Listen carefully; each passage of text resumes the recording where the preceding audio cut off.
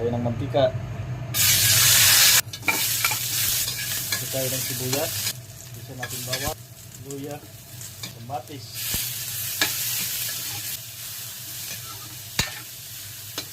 Pamintang durog.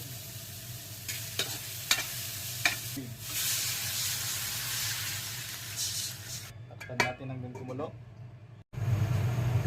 Ayan na, kumulo na. Ating isda.